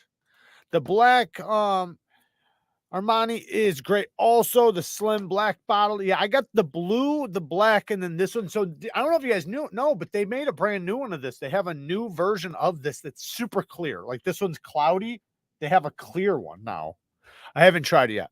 I love my Magna Deca with the OG aluminum scale. So much better. Yeah, it changes the knife night and day. It's a completely different knife after you put the OG scales. Is there a secret knife in that bottle of cologne?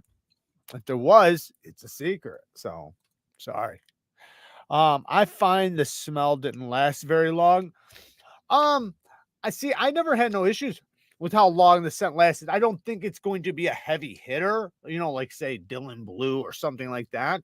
But it's going to last you, I think, a good work day. You know, I don't think it'll. And in many cases, if you find that a fragrance isn't lasting you very long, you're spraying like a pussy. No, I'm just joking. You got to overspray it a little bit more. Now, there's times where you just, if it's a fragrance you love and it doesn't last very long to you, carry the little sample bottles. That way you can just, you know, during the middle of the day when it's wearing down, get yourself freshened back up.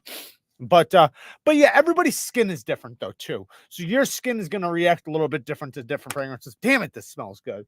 Holy shit. Are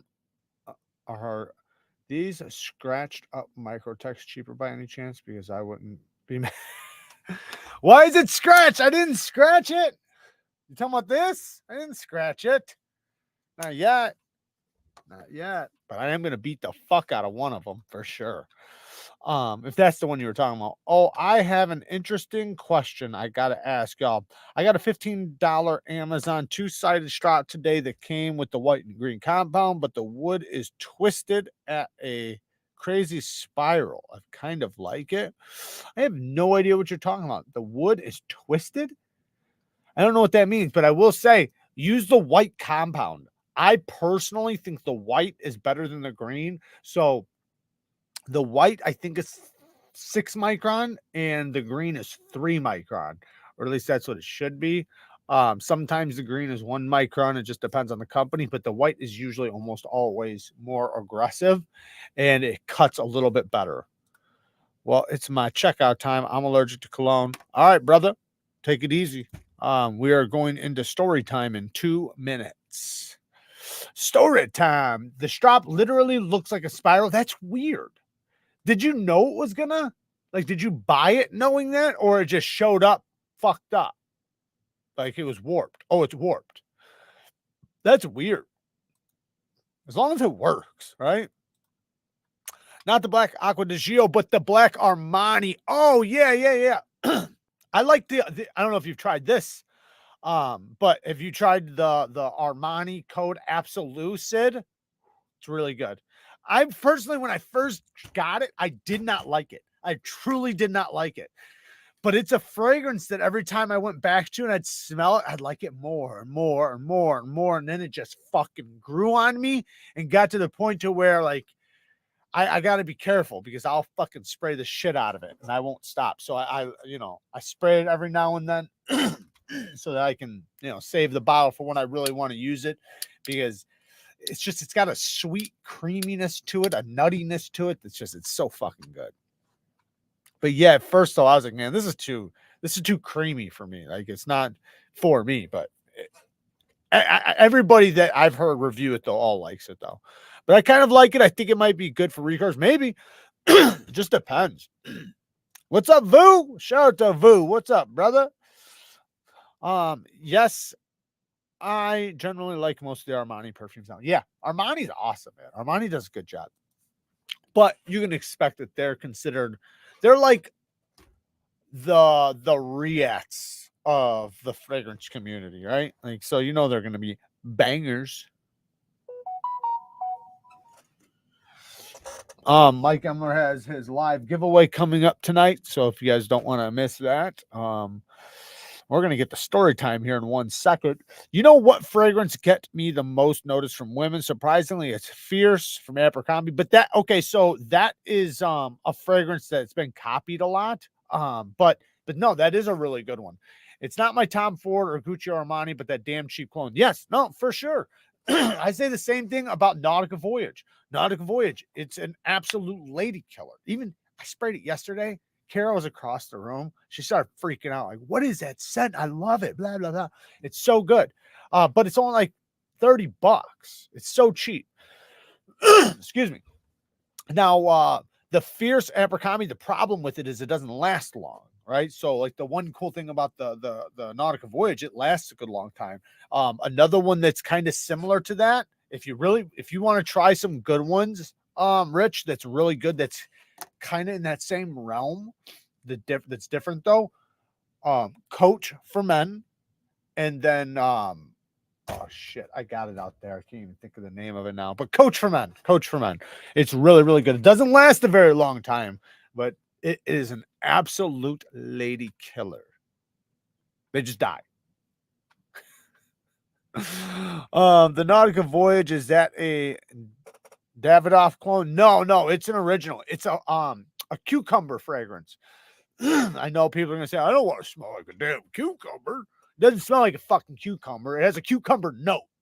So when you smell it, you can smell it's got a cucumbery, juicy sweetness to it.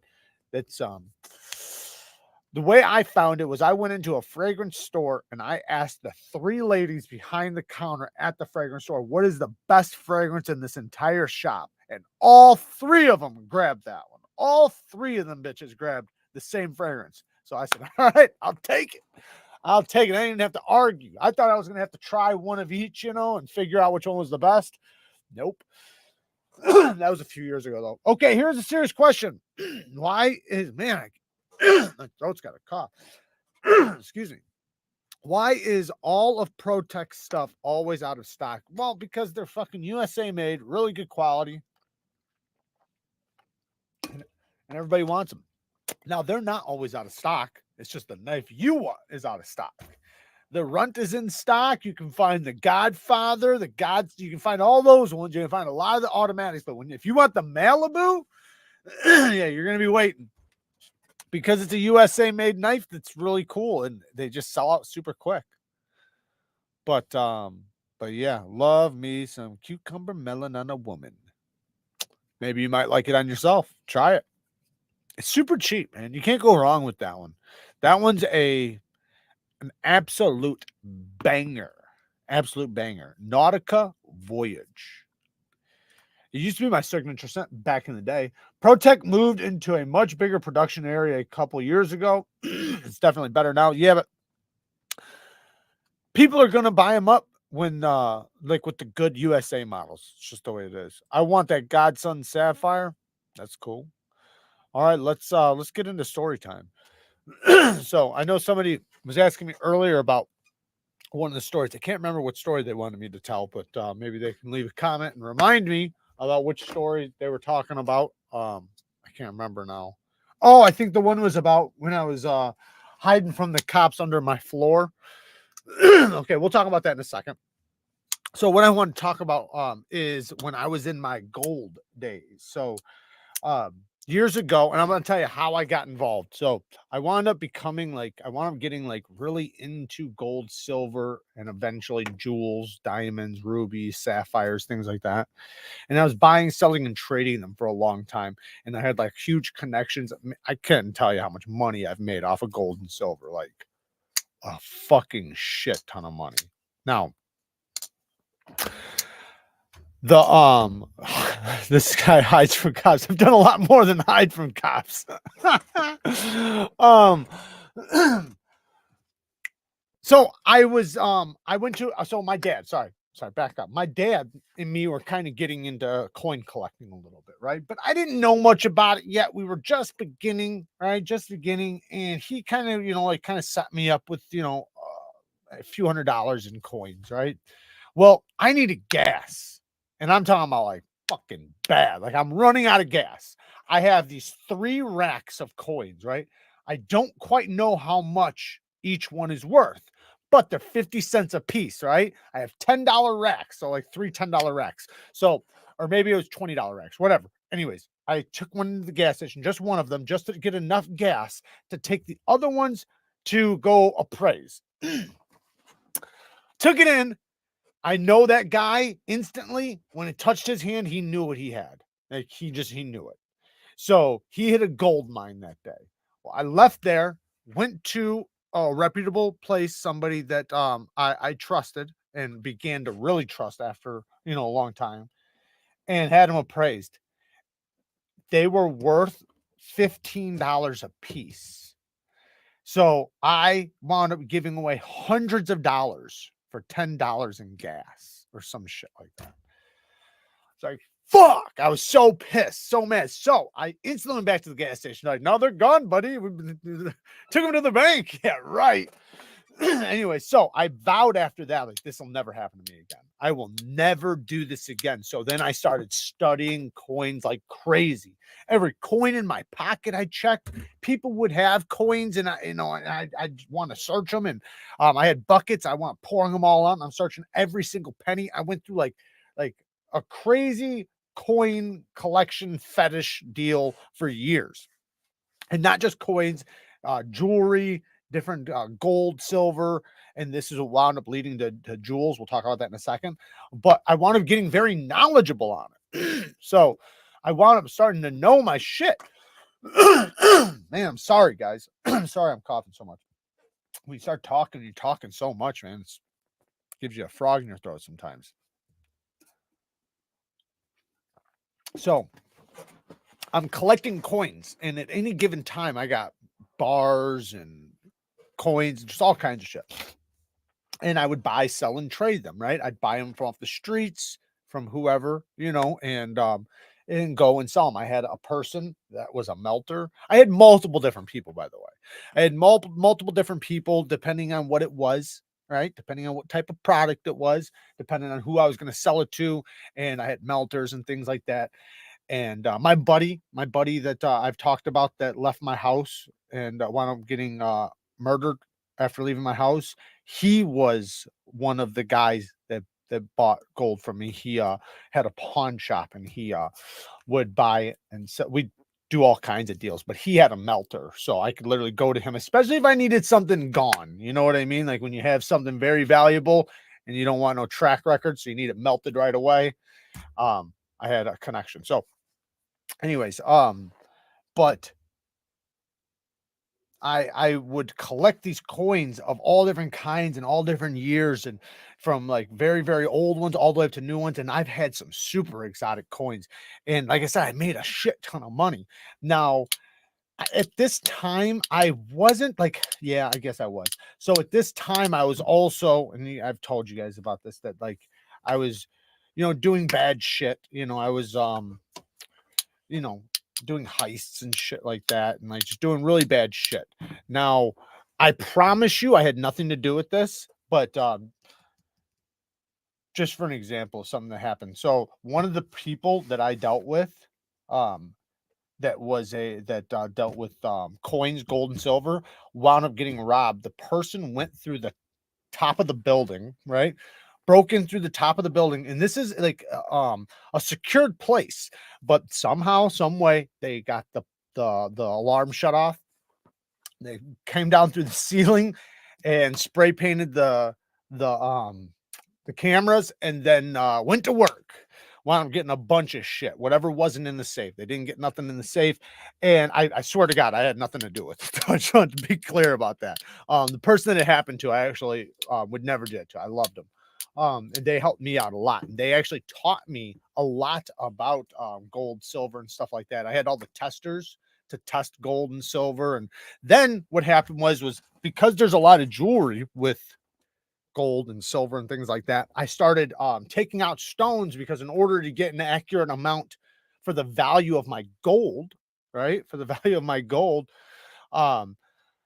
I had to take the gems out. So I take the stones out, and then I had to look for it. And it took me a while to find a stone dealer, because they're very far and few. They're kind of rare to find somebody who actually buys stones, like not just diamonds, but like rubies and emeralds and things like that. So I wound up getting like collections of bags of these stones. Well, I finally met up with this guy. I had a couple different people, but there was this one in particular. I went to his shop, and this motherfucker pulls out like 3 bags like this. Like I'm talking about like this, like an entire bag of sapphires, like an entire bag of rubies, an entire bag of whatever. I couldn't imagine how much money was in those bags, like tons of money.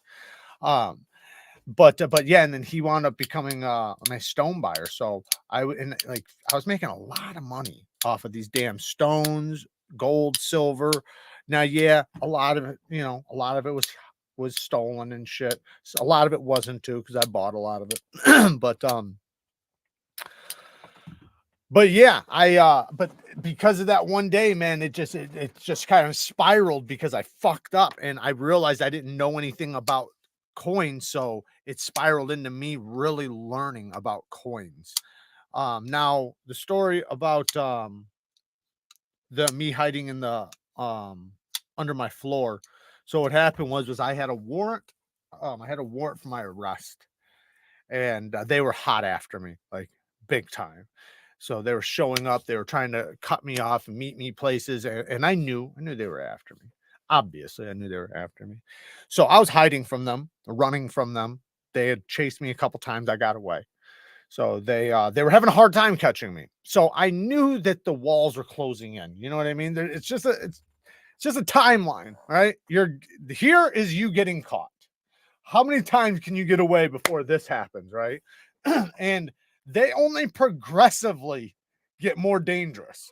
You know what I mean? They only progressively get more aggressive and aggressive. Like at first, like it goes to just them knocking on your door or something, right? Trying to pull you over, trying to find you, things like that. But then eventually it gets to them doing whatever it takes to get into your house, like damn near violating your rights and kicking in the door, even though they don't have a warrant for that. They only have a warrant for your arrest, so they have to catch you. But anyway, so what happened was I was at my house, and I'm at my house and I have like open windows. Well, oh yeah, let me back up. So since I knew that eventually they're coming in, eventually these guys are going to catch me at my house, they're going to see me and they're going to kick the door and they're going to come and search. They're coming in with dogs, right? So underneath my floor of my kitchen, it was a crawl space. And this is where I put the heated floor in. So I had a heated floor. So I had a beautiful slate tile, and I heated the floor really, really nicely. And the floor was like, or underneath the kitchen was like, I don't know, 3 feet, maybe 3.5 feet. But there was no way into there. The only way to get into that crawl space was when you're going down in the basement, there was a stairway, right? So you'd have to go and turn left into the closet, right? And go into the closet, turn the corner, and go underneath the stairs. Well, then you'd have to like basically get down on your hands and knees and then get underneath the stairs. And then there's cinder block. It's a cinder block wall. Well, I had only like 2 cinder blocks knocked out. So a really tight thing. And I built like a thing that I could close. So I could hurry up, move this stuff, crawl in there and shut it with these buckets and stuff in front of it. So if anybody's seen it, they would never know I was there. Anyway, so now the time comes that my house gets surrounded, right? And I know I'm fucked. Like they're coming in. Like they're so mad at this point, and I know they're so pissed. Like they've done everything. They've sat outside, they've chased me, they've beat on my door, they've tried to catch me on foot, all kinds of shit. Anyway, so I look outside my window and I see it. I'm surrounded. Like cops are fucking everywhere. I'm like, fuck. So I went to my plan and I ran into my hiding spot, opened it up, shimmied in there because you have to shimmy, because it's such a small thing. Shimmied in there, turn around, closed the thing, and then just took a nap. So the cops came in with dogs, searched my house, couldn't find me. I had technically it's my nephew. He's actually in prison right now. It fucking sucks. But anyways, I had my nephew and a couple other people there, and they didn't know where I went. They didn't know I had this deal set up. They had no idea. So they seen me hit the basement, and then the cops come in with the dogs, and the dogs immediately go to the basement, right? But they don't come back with me. Right. So they're just waiting up there like, oh fuck, he's fucked. He's fucked. This, we're about to hear Jared getting bit by a dog and pulled upstairs. Well, they watch the cops come upstairs, like, oh, he must have jumped out of a window or something. Like, they don't know where I went. And my nephew's standing there like, what the fuck just happened? Where the fuck did he go? Like, how the fuck did he just disappear like this? And about an hour later, excuse me, because I waited till the coast was clear. Obviously, I'm not just coming out. A couple hours later, I come out and they're like, what the fuck? Where the hell were you? How the hell? And, I explained to them what happened, but they were like, man, we thought you like jumped out of a window or something. We thought you were for sure caught because the place was surrounded. I couldn't jump out of a window. The only way was to do what I did, and it worked. What to do with the burr that won't break off? I'll tell you, Riley, in 1 second. But anyways, so they did eventually catch me. From that exact time, I think they caught me sleeping on my couch. I had a ladder next to my house, and they snuck up. They did like a sneak attack on me, right? Instead of bringing all the squads and surrounding the place, they came on foot from different sides and secretly, right, where there's no cars or anything, and they walked up silently, and they took a ladder and they put it up on my door, or sorry, on my window, and climbed up and then looked in and seen me, and then pulled guns out on me and threatened to kick in the door. And I just gave up. I didn't want it to lead to anything horrible. So I just gave up. I had my dog and shit. I didn't need anything happening to her. But right before that, though, I've told this story too. I was coming home and I had somebody driving me. And when I was coming home, I turned in to them surrounding my place. So didn't you have a Buick Grand National? Technically wasn't my Grand National, but I used to drive a Grand National. My dad bought it from a friend, and we had one. Yeah. So yeah, it was it was literally like museum quality too. Like, it was the nicest Grand National I've ever seen in my life. Still today, it wound up getting wrecked, not by me. But it was beautiful, like 10,000 miles, literally. It was fucking amazing.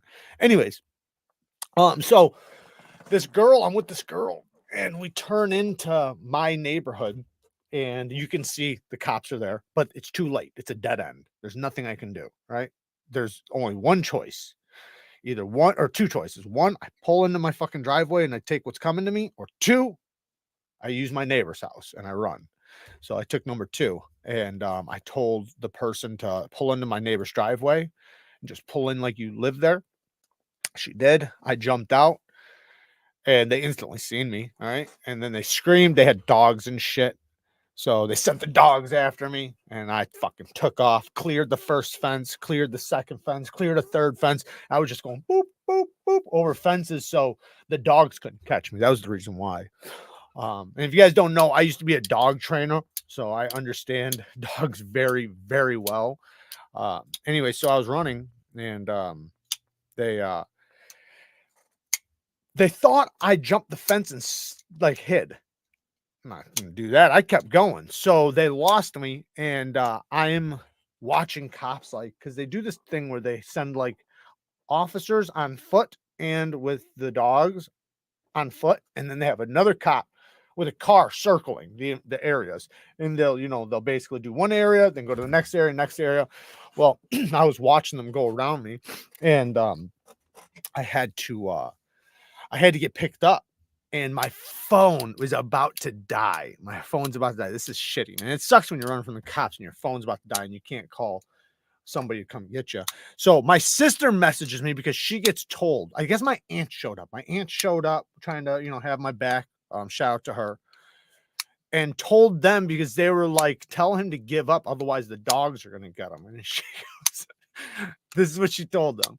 She tells them that that don't you know he's the dog whisperer? He don't give a fuck about those dogs or something like that. She says something like that, which is very true too. Like I didn't care about the dogs, but she said something cocky like that to them, and they're like, "What the fuck?" Like, you know, because they were hoping that that was gonna work, right? Then my sister calls me while I'm running, and she winds up showing me the message later on that I sent to her because she texted me and she says, "Are you okay? Are you okay? Are you okay? You know, like I heard you're running from the cops. I just want to make sure you're okay, right?" And I said, and this is just some cocky dumbass shit, right? I said, how'd I say it? I said, I'm the gingerbread man. They can't catch me or something like that. Wait, how'd I say it? I said something about that, like I'm the gingerbread man and they can't catch me as fast as I can or something like that. Something weird like that. Well, like a week later when when I seen my sister, she showed me the message. I forgot all about it, but it's funny as shit. But my phone wound up dying right then, right when I sent that message, I guess. My phone died. So now I'm screwed. So I got to make the call that I need to get picked up. I had to cut through a bunch of areas and get into a populated area. That was my plan. Like get to a populated area. They're not going to be able to catch me as easily, right?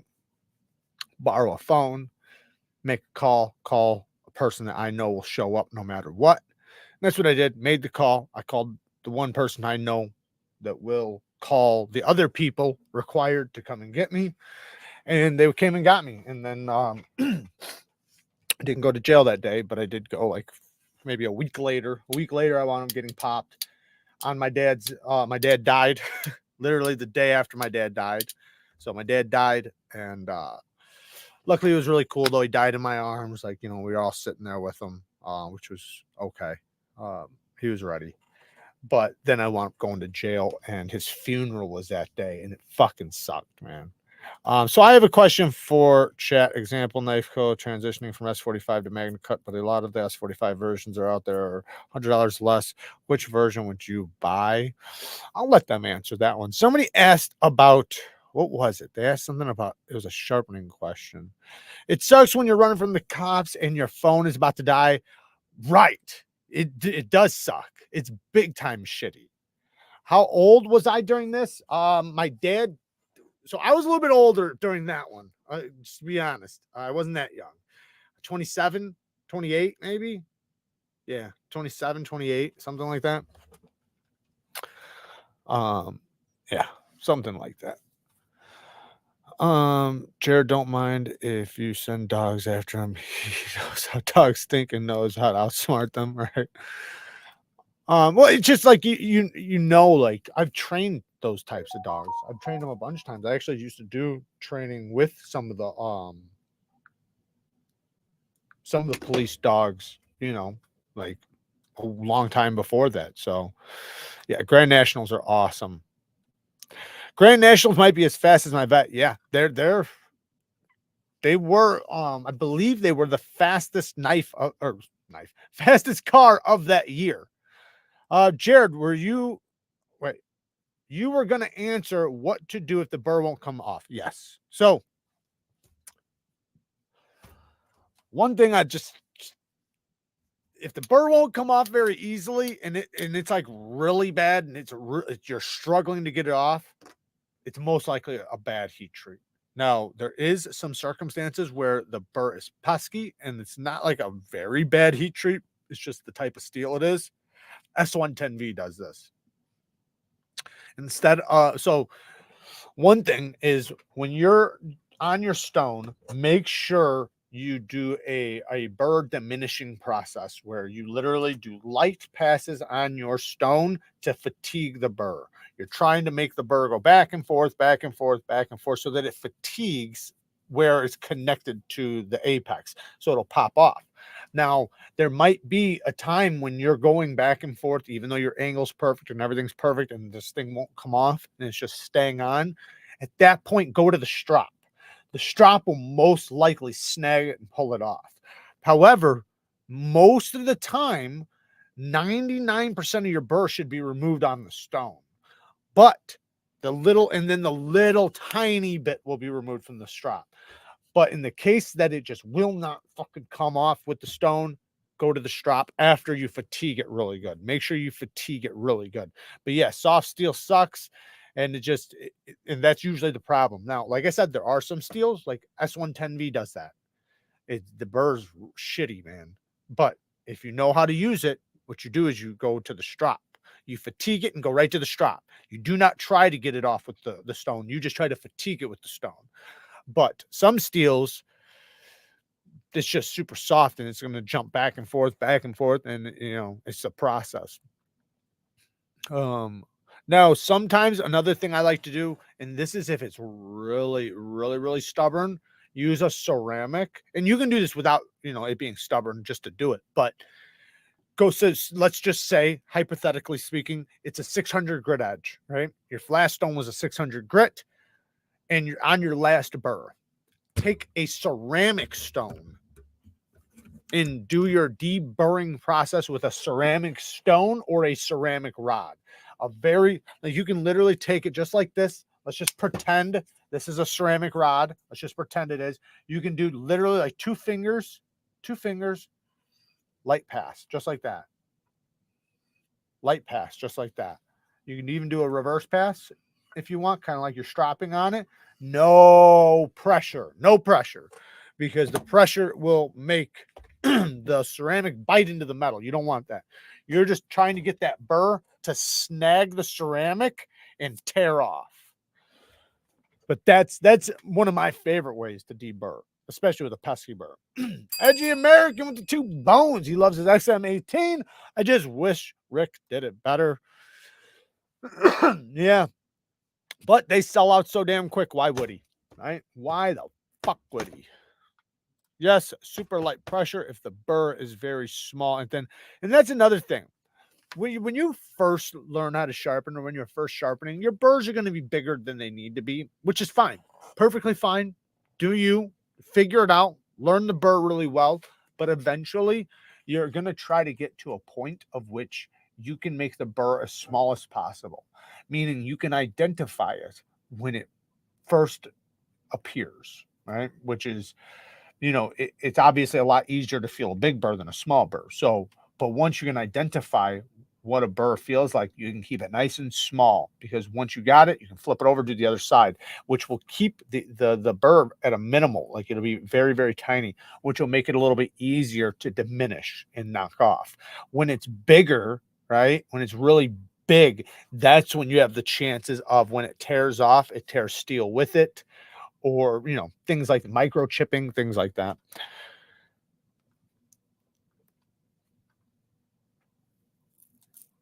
Oh man, yeah, I would say so. I would say, yeah. I'd say it's as good as that was my fault. I would say it's, let me take this off. I would say even better, just because it's well, I hate to say better, but yeah, it's just as good, if not better. But I like that there's multiple forms of deployment on this, and that's why I would say it's better. But yeah, the detent is great. Very similar, I think, to the Malibu, but it's so smooth. The button is so clean, and it's just so good, man. It feels like there's a little bit extra on this one. There's something a little extra on that one. All right, Mike is live in 2 minutes. I did not hook it up for you guys to go over there after this, but if you guys don't know, Mike is doing a live giveaway tonight if you guys want to maybe possibly win something. I don't even chase a burr. I use a jeweler's loop. Well, to me, you don't even need the jeweler's loop in many cases. Sometimes, like, to me, it depends on your eyes, right? Because I can see scratch pattern and see when I'm going to get a burr, because I can see my scratch pattern. I don't even need the jeweler's loop. Now, there's times where I want the jeweler's loop because it's so small, or, for whatever reason, maybe I just want to. But if you can identify it just by going like that, you don't even have to get up all close like this. You just go, yep, let's go to the next side, So you can identify it with your fingers. You just touch it and notice. So it makes it even faster and easier without using a jeweler's loop. Did you see the Wii Excision? It's like the ZIFFIUS, only with a spear point with a hollow grind blade. Looks right. I did see that. I hope I get one of those. They're not out yet, right? I don't think those are out yet. Am I right about that? They're not out yet, right? Hopefully they're not. Yeah, I use loops too. I just I do everything. So if you name it, I do it with sharpening. I do every technique, every style. The only thing I don't do is use pull through sharpeners to sharpen my knives. Yes, thank you, Cue Ball. There is the link if you guys want to jump over there. We're gonna end this in about 2 minutes. Oh, Daniel Cad donated 10 members. Thank you, man. Thank you, Daniel. I appreciate it, brother. Always coming in with the love. I think he actually is going to add on to the giveaway Saturday night. So hopefully you guys will be here and we can do the 250K giveaway. That rhymes. Do you have any recommendations for a good knife mod or what to look for? Like steel is better than titanium for a pivot or best finish traits and hardware? Yes, I strip Spyderco screws. What to look for? I'm not sure what you mean. Do you just mean like mod parts? I would say if you need scales, go to Original Goat down in the description. That's for scales. For hardware, I tend to go to, I mean, you can go to Flytanium, RC Blade Works, all different kinds of companies that have hardware, but Etsy has them too. So you just got to look around. There's a lot of different good mod parts and things like that. Oh my God, Jared, I didn't even see you past 250K. Hell yeah. Hell yeah.